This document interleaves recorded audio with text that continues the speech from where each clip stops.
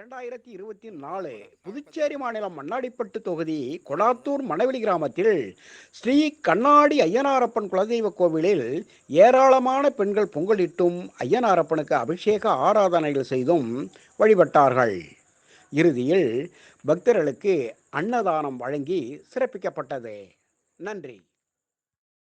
ஐயனாரின் கோயிலிலே ஆரவாரம் ஆரவார பிரியனங்கள் ஐயனாரே, ஆராதனை கோயிலிலே தீபதூபம் ஆரவார சத்தமுமே கேக்குதம்மா.